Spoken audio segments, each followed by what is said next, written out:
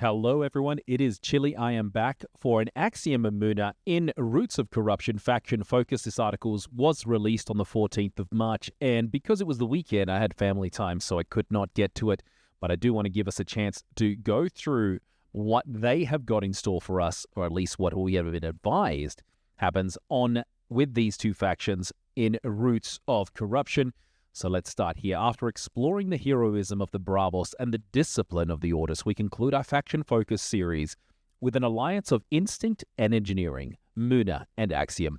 Faced with a corruption that threatens the very foundations of our world, the wisdom of nature unites with the ingenuity of science. Through the combined insights of our lore, art, and game design experts, discover how these two factions strive to restore balance. This final chapter explores a turning point for humanity, one where, to avoid total collapse, we must learn to become one with the living world again. From the primordial forces of nature to Axiom's technological marvels, join us behind the scenes of this bulwark against the nightmare. So what does Axiom have in store for us? All right. Axiom's scientists have unlocked a new property of aerolith. By energizing the material, they can now manipulate and direct its gravitational fields. Originally developed to repel the tumult and protect the Reka city, these aerolith-powered energy shields have found a desperate new purpose, holding back the nightmare. By deploying these barriers, Axiom has established safe zones where citizens can take refuge while awaiting evacuation. Izuri patrols the streets, working tirelessly to guide everyone to safety. But it's a grim task, as monsters now prowl every corner of the city. Isn't that cool? Corrupted Paju. So we're getting to see Paju back here, who's not really a living being, but yet let's go through here. And this is Trace, good friend. Corrupted Paju is perhaps the Axiom card that most deeply embodies the essence of the nightmare. Paju was Trace's best friend until the tragic accident that took Paju's life and left Trace disabled. His death left a traumatic scar, a mix of survivor's guilt, the resentment of being left behind, and a debt Trace feels he can never repay. These are the very emotions the nightmare feeds upon, manifesting them into terrifying physical forms. And I love this is actually a really good way of understanding how the nightmare comes about. So basically, people's hopes and fears, or actually their fears, are just becoming a living embodiment of their ideas. So really, really cool here. And I guess in this case, I'm interested to see whether or not Paju is considered bad in the storytelling. I'm sure he'll come across very, very strong in terms of a character, just like we've seen. But this is a fantastic art. Well done, Gammon, to be able to provide this for us. With the red eyes, again, the red eyes signifying so much in this set in terms of the corruption. So Izuri returns in Roots of Corruption, bringing new ways to harness your aeroliths and optimize every resource. For Axiom, success is built on the meticulous management of your hand and reserve, turning every spent card into strategic leverage. A demanding playstyle awaits, centered on the bold concept of emptying your hand. Interesting, some of those uniques and some of the cards previously that talked about emptying your hand that most people didn't really utilize may get a bit of a shoe in here.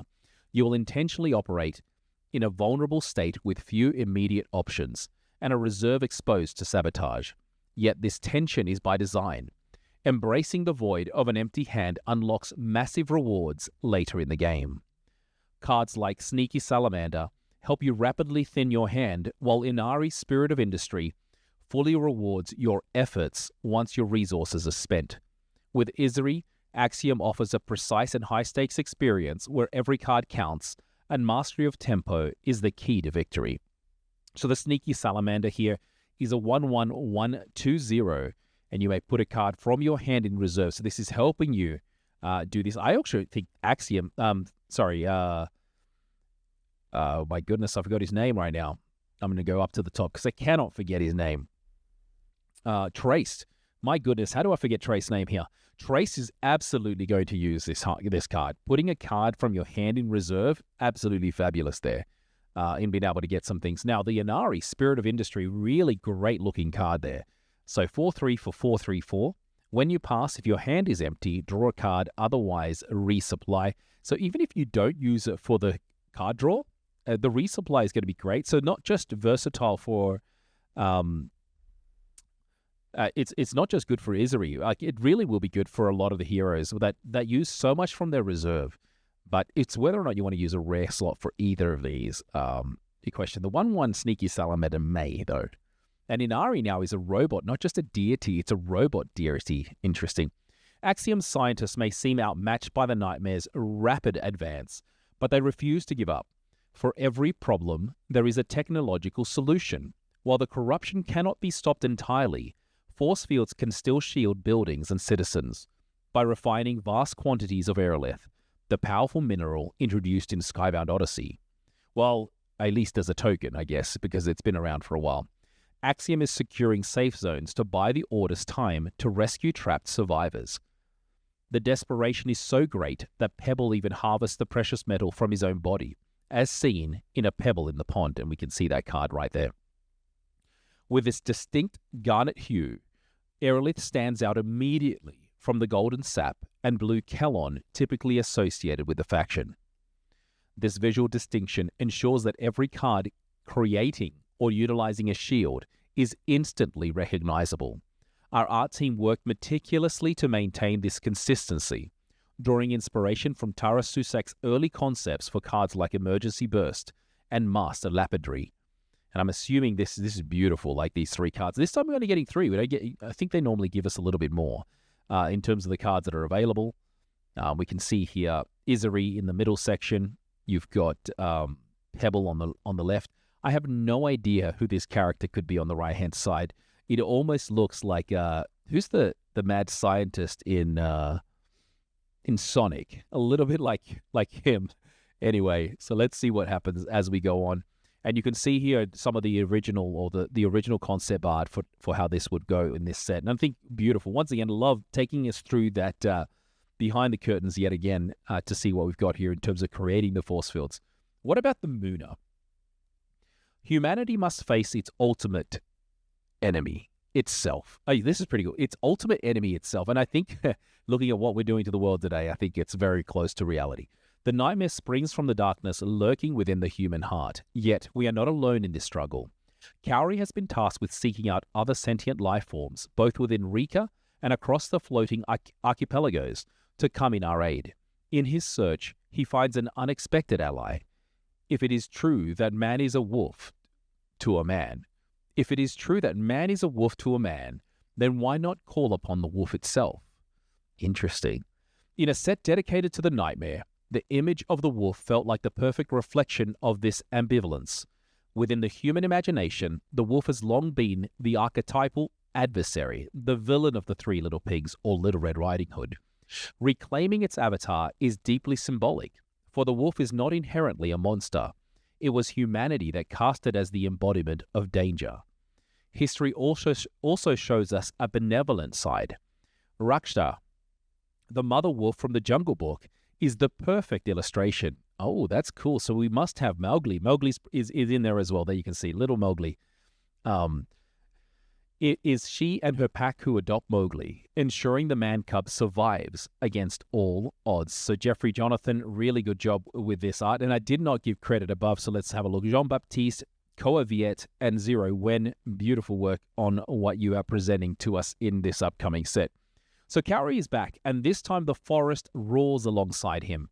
The animals at his side are no longer willing to endure the corruption. Together they are uniting their strength to push it back with unwavering resolve. It's interesting what they're going to do. So Kaori is going to be in this set. That's good to know. So set 6, after getting an absence in set 5. In this expansion, Muna focuses on synergy and scaling with the forest. By boosting your stats in this region, you unlock devastating effects such as the big bad wolf's sabotage. Oh, love it. We're going to get a chance to see that card. There is true strength in numbers. By gathering your animal allies, you can tap into the generosity of Karu, Lord of Bears, and convert your board presence into card draw. I wonder where Karu story comes from. For me, it's more than likely either Canadian, maybe Canadian. We're going to find out as we go in here. So with Kaori, Muna offers a collective and progressive playstyle with every creature matters. Here, the forest becomes the heart of a strategy designed to overwhelm and drown out the corruption. So I wonder if there's going to be more about the animals themselves and really bring into that sphere of like a lot of people wanted to use animal tribal. That didn't really hit off. Now you've got much more stronger characters to be able to use. So the Big Bad Wolf, 3/2 for 3/2/0, when played from hand, sabotage, and characters with forest less than sabotage a character with forest less than or equal to mine. Not bad. Once again, giving you some limitations on what's possible. And you can see here in the background that there's some gears of some kind that have been destroyed by this Big Bad Wolf. Some earrings he's got, very different than I would have imagined the Big Bad Wolf. So let's have a look at it. And then it also has the next character with base cost 3 or less you play this turn gains Anchored. The Karu, Lord of Bears, is 3/3 for 2/2, and when you pass, if you control another animal, draw a card, and this is when you pass, whether you are first or second, the moment you pass, you can do that. One of the things I think of when I see this card, and I wrote it in a Discord earlier today, is maybe we're going to have the ability of passing twice, because I was seeing that in this set, there's also cards that let you play, that you can play after passing. So it's almost, imagine that, you get the double benefit if you can do it twice. Now, I don't know if that's necessarily true or just the way that I've interpreted the words on the page, but we'll see. From the heights of the consortium, where shattered terraces overlook the Reka city, the Muna stand defiant against the nightmare. They call upon the raw forces of nature and the spirit of the wolf to gather the pack. Once united, the pack hunts down the corrupted creatures swarming the branches of Naos. Legendary animals, deities, and druids. Every avatar of the wolf is represented in this expansion to tell the story of the faction's counterattack. Interesting. So the wolf is huge in this.